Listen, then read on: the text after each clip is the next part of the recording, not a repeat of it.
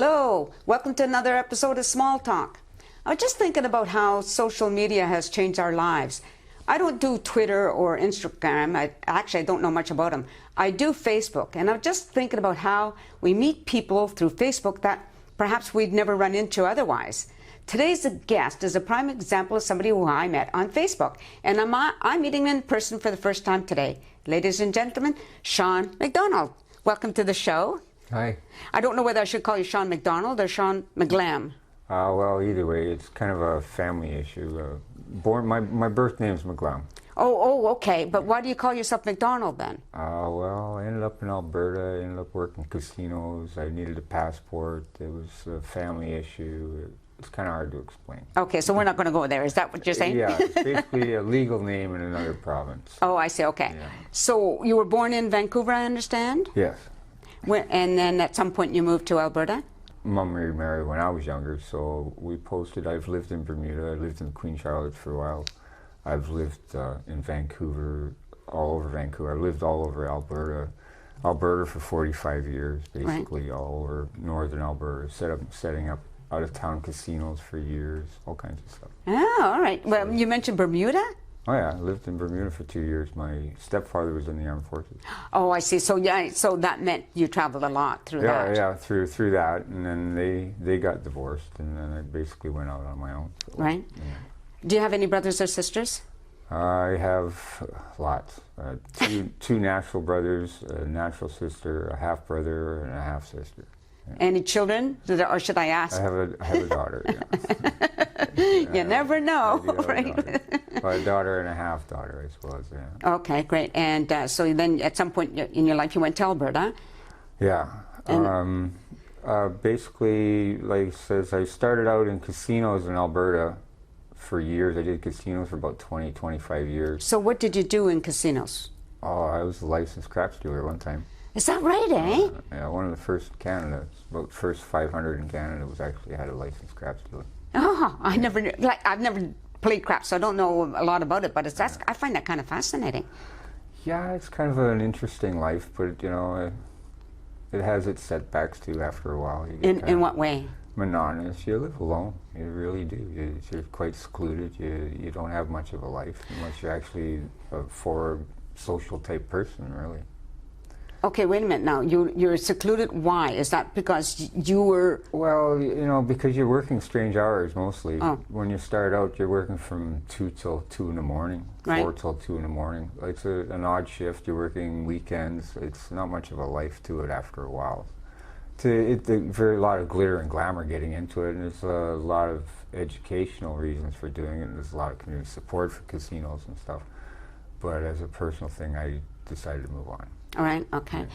When you were working at casinos, have you ever met anybody who was like a big time gambler? Oh, lots. I met casinos, games managers, casino owners from all over the world, Macau, China.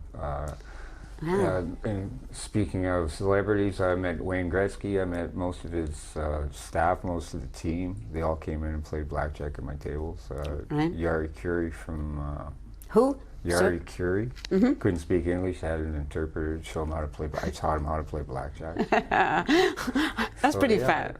I've met a few people that way. Yeah. That's pretty fascinating. What about like gamblers who are really addicted, like losing money and keep coming back? Yeah, that's part of why I pushed away from it. There was a story near the end. There was a little Oriental fella. He was crying in the middle of the casino floor, and me and a pit boss walked over to him, and he had just lost $400,000. Oh my goodness! But previously he had given up his house, he had given up his car, he'd lost his wife, his family, and he couldn't explain it. He was just, you know, it was an addiction. Yeah, it was gone, right? Yeah. So yeah, another fellow, an older fellow. On the latter side of that note, an older fellow owned 3-4 sections of land in Alberta, and he was squandering it. He was just gambling it away. He'd sell off a section and he'd go in and he'd gamble. That was his livelihood. Yeah, right. And he did that for years and years and years. And when I finally left, he was down to maybe a couple quarter sections of land, and that was it. It's sad, isn't it? It's just that type of life, right? Yeah. So, no, but it can be a lot of fun. You know, like I like to play roulette, you know, or things like that. I don't like watching TV, so the slot machines don't impress me much, things like that. But I am a games designer. I wrote a book about a game I designed, so... Well, let's talk about that then. Yeah. We just happen to have a copy right here. Yeah. Yeah. So tell us about your book. I wrote a book. I'm sitting in a snowbank in Alberta, 5 years without heat and power. I ran an extension cord to the neighbor's trailer. That's all I had was a little propane heater, a coffee maker, my computer, and an alarm clock in case somebody phoned me up for a job. Right. 5 years, and I just sat and wrote and wrote and wrote, and then finally some guy, the owner of the cab company, came up and pounded on my door, says, "You want to come drive a cab?" The money I made in the first year published my book. Very good. Yeah. Yeah. It's kind of fascinating. So it's about a game. Your book is about a game, Basically right? about a game. It's a fantasy story based on a game, on a board game. Yeah. Right, yeah. Yeah. Okay, well, let's get back to more questions in a minute. We're just going to have a short break. Stay tuned. We'll be right back. I wanna know all about you, your life's a story.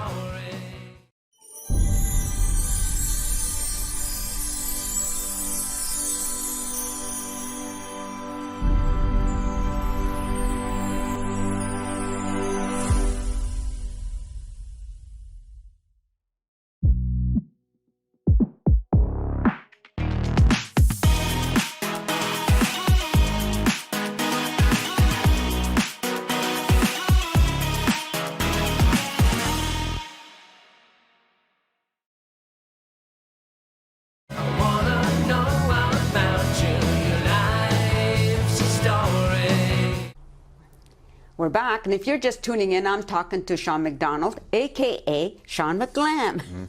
So we're just talking about your book, and I love the cover. It's really a fascinating cover. So tell me about this, the cover. Well, the cover, self-published books, they take a lot, and I'm a graphic artist, like I said. I had some ideas and some designs.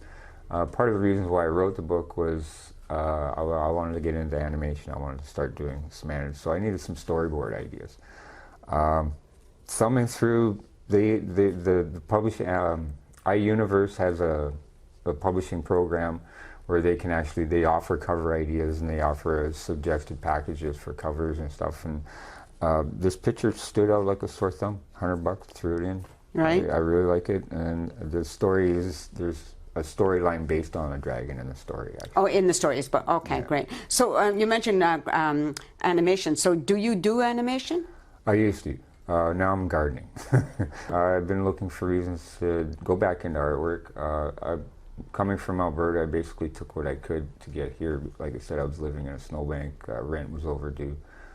So I brought all my artwork here, as well as some 4-foot, I got a 4-foot saw blade and a bunch of 2-foot saw blades I got from a millwork I was there. So I was going to do some acrylic or oil work on that as well. Get back into the book idea. This is actually a first book of a trilogy. I've already written half the second book, and the third book already has an outline. So, yeah, I really want to get back into doing the pencil work, but I'm liking my gardening right now. You've certainly taken a lot of twists and turns through your life. I kind of find it fascinating. The same thing I came here from Alberta in the cold. My mom was falling ill. She was a gardener. She had a beautiful garden, but it had lapsed for 2-3 years. But she grew perennials like crazy. You could just like. It took me about 6 months to straighten out her garden, and finally she fell ill again. So we ended up selling the house. But I inherited the garden, so it is amazing. So Yeah, I'm really enjoying it, and now I'm getting into bonsais. And with that, I needed some kind of plants because it wasn't enough to get into the markets like I wanted to. Okay, so just so people understand, you make planters right now, right? Silverback ragtime planters. Right. It's a cemented cloth idea. It's a great indoor-outdoor idea. I'm not a plastic user. It's something to dress up the garden. And it really works at the market. So when I came here, I was hoping to sell fruits and corn, basically, but it seems like everybody grows their own, so it's kind of tough. Right. And again, with the plants and things, you want to get something unique out there. So again, following my career as an artist and coming up with new ideas, the planters works really well. So same with the bonsai. I'm going to get after that. I'll get some really fancy ideas in there. Right.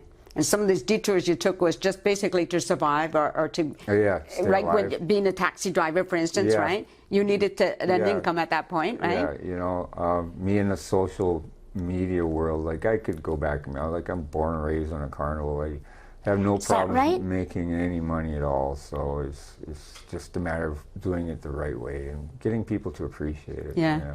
So you mentioned being born and raised in a carnival? Yeah, my first job, I was 6 years old. I ran coffee at the P&E.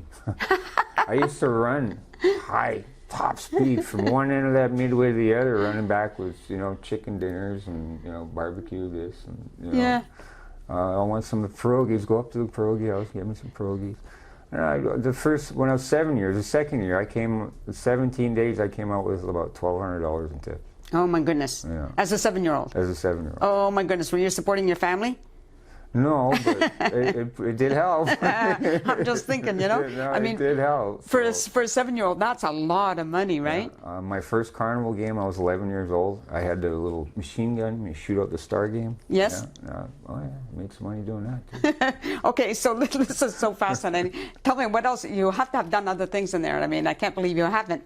All kinds What of- haven't you done? I worked a mill for 10 years. What did you do in the mill? I ran the trim saws. I was actually a lumber grader.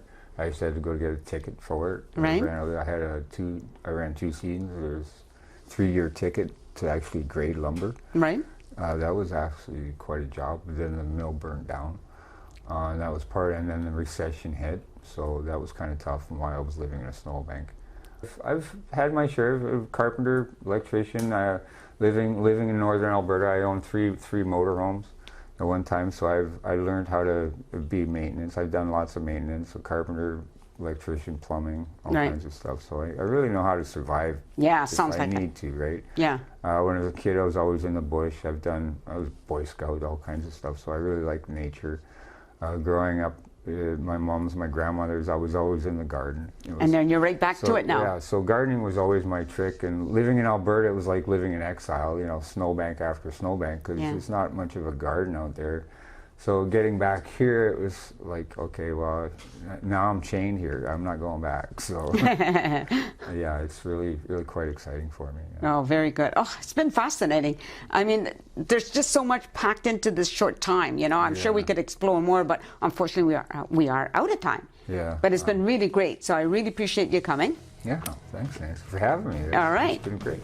And thank you for watching. Hope to see you again. In the meantime, peace out. Oh, good one. I like that. Who are you?